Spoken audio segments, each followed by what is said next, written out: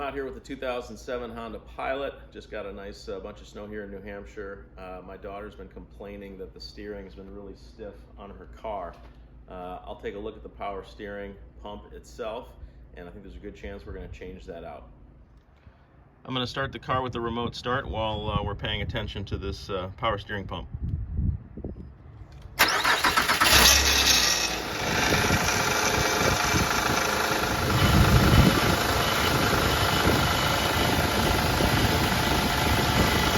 So we got a bit of whining from this thing, and it is the original, so we're going to go ahead and change it out today and see if that improves the steering. First thing I'm going to do is disconnect the negative battery terminal. This is a 10mm socket.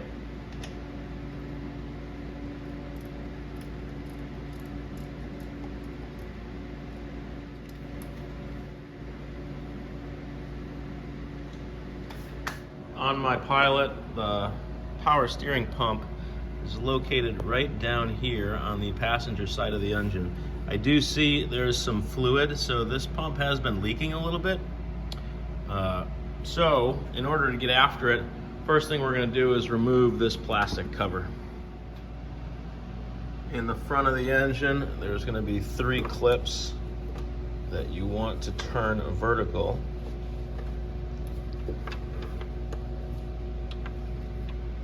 So you can lift this piece out.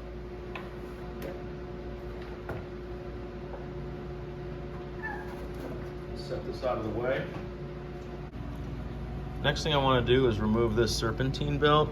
So using a 14mm socket on my breaker bar, I'm going to reach down there into that the bolt head right there, and that is the tensioner. I'm going to push that towards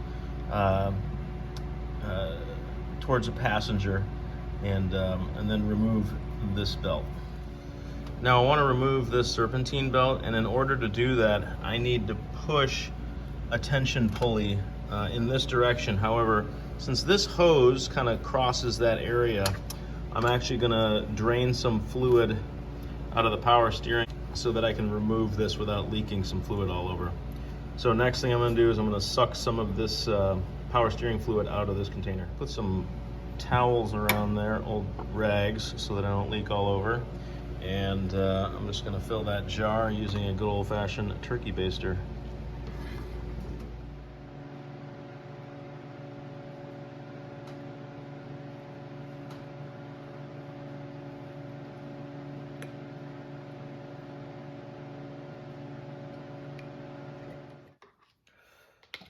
All right, that's about as much as I can get out. All right, didn't make too much of a mess, and I'll put the cap back in because I want to keep everything clean as I can. All right, now I've jammed some rags all around the low pressure line because I'm going to release this clip and lift that up, and I want to make sure that none of this power steering fluid gets on the belt, and just keep everything as clean as possible.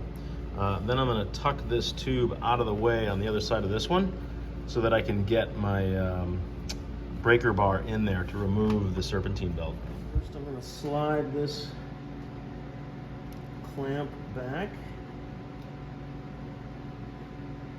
There we go. I'm going to pull this off gently and turn it up as fast as I can so I don't spill any fluid. All right, didn't spill too much, a little bit. And now, put it on this side. Get on that side of that other tube, and then I'm just gonna stick this in there to keep it clean. All right. Keep everything covered. All right, so now I've got a clean shot. Okay, I've got the 14mm socket snugly on that tension pulley. I'm going to put my other glove on. I'm going to push this forward. and slide off this belt. There we go. Piece of cake.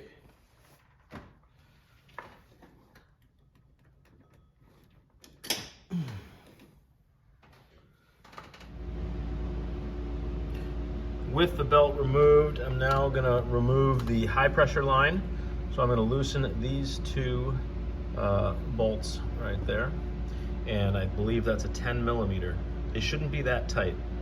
All right, using a 10 millimeter.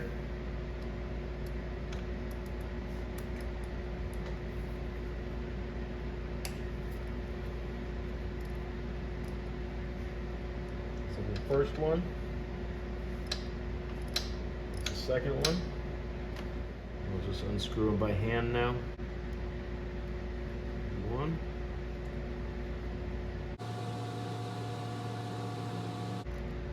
And two. Now I'm just going to gently wiggle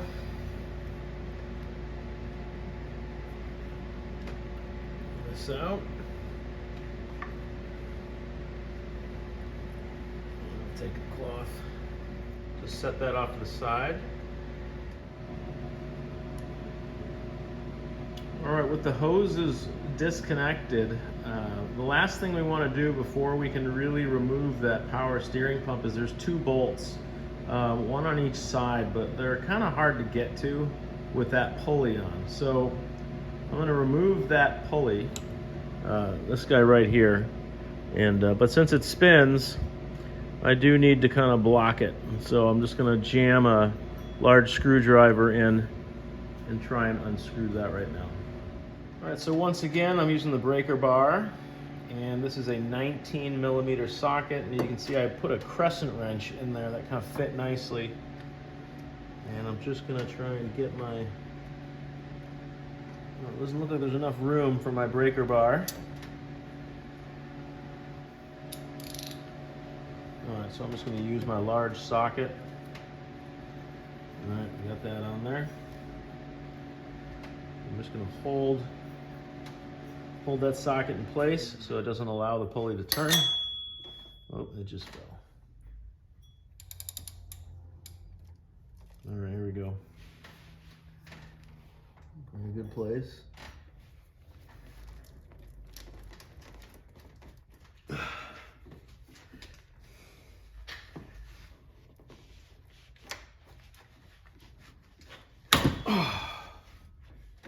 think I got it. Yep, a little tight.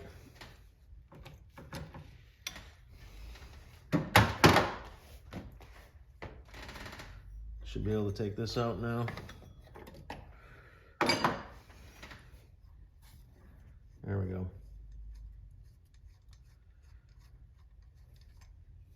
There's the nut. Let's see if this just pops off. Oh yeah. There's our pulley. Take care of those. We're going to be using these again. Okay, we are ready to unbolt the power steering pump. There is one bolt right here that we need to remove, and there is another one. It's kind of hard to see. It's right underneath. It's kind of right underneath here, but it's much easier to get to now that that pulley's gone.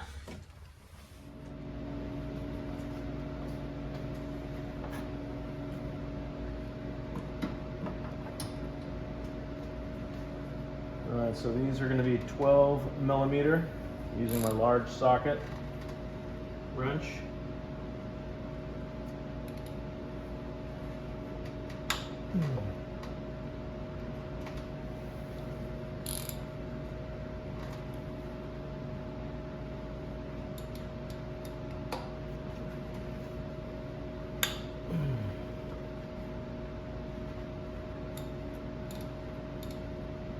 Not too bad.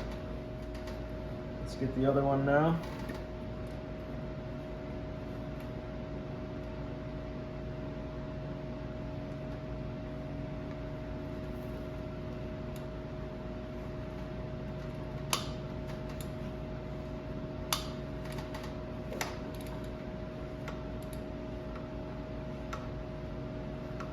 All right, top and bottom both came off pretty nicely. I'll unscrew these the rest of the way by hand.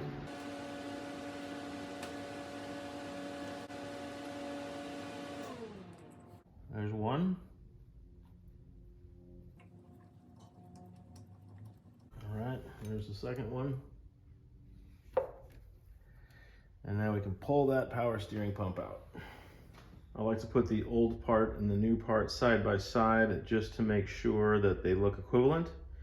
And indeed, the new one does look like a much nicer version than the old one. So let's go ahead and install the new one. All right, here is our new power steering pump. And we're really just reversing the order, putting this one in. So I will start by placing it pretty much in position. I'll get this top bolt screwed in.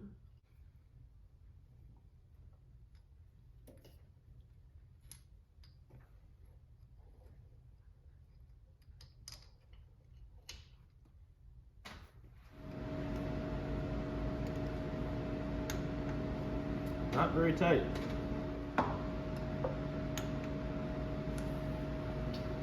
All right, now we're going to put the pulley back on.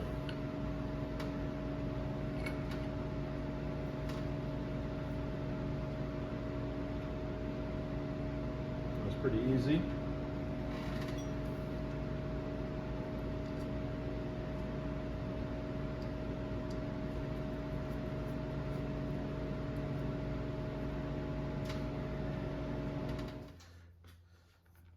All right, so again with a crescent wrench, kind of put in there to keep the pulley from spinning. I'm going to tighten this to 47 foot-pounds.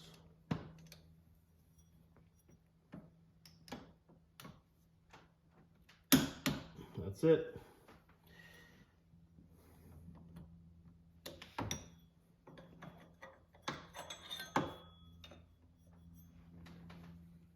So the aftermarket power steering pump I bought off Amazon did not include O-rings. So I do have a new high pressure side O-ring, and that is the Dorman 926-157. Picked this up at AutoZone for about 11 bucks. All right, I gotta get the old O-ring off. I'm just using a pick. I'm not gonna save this.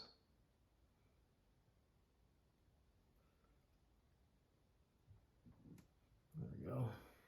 And I will lubricate the new one.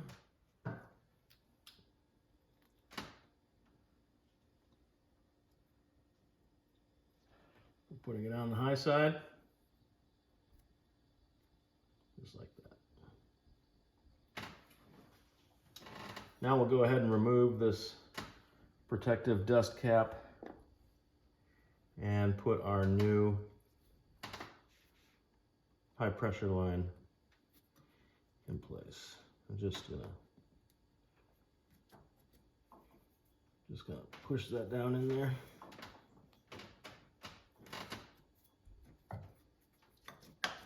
There we go. We'll drop our two bolts back in. Make them centered. I'll screw them in by hand. The two bolts on the high pressure line will be tightened to 8 foot-pounds.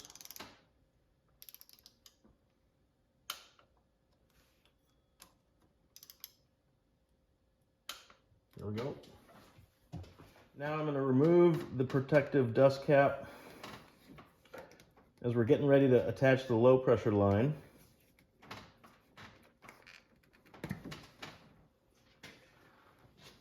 But however you can, I've got a small pipette.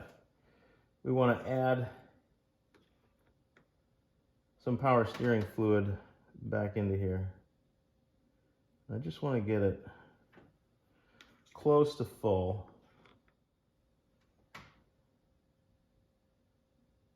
To minimize the amount of air in the system. All right, so I'll trace my rubber hose back underneath the way it was originally. Slide it back on here. And now I'm going to slide this pinch clamp right back to the exact location it was in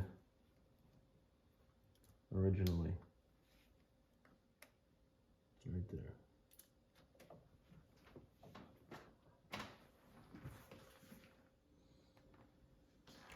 So I removed the low pressure line and put the dust cap back on. It's a lot easier to get this belt on if you haven't connected the low side yet. So I am going to fish the belt around the tensioner pulley with the low pressure line disconnected. All right, I've got my breaker bar in place. I just want to make sure the belt is still on. So I'm going to push the tensioner pulley forward and slide this belt back on. And now I just want to make sure it's on solid in all the grooves before we start the car. Looks good. Okay. And with the belt back on, now I've reconnected the low pressure side. And now I'm going to top off that reservoir. It's easier to see the level from the side. We will top it off now with power steering fluid. That's pretty good. All right, with the power steering fluid full, I'll reconnect negative terminal.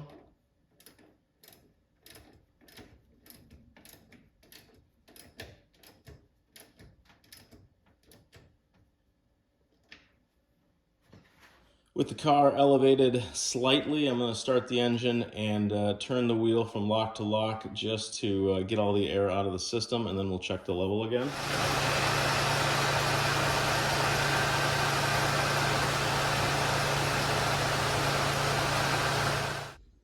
So as you can see, the system took a bit of oil, so I will top it off again and then repeat the same procedure. After the second round of turning the steering from side to side, the level inside the power steering fluid container is now stable. So I think we're all done. I will put the cover on and take the car for a spin.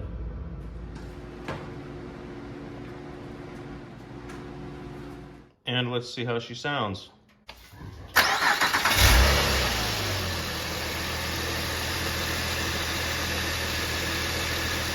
Much smoother.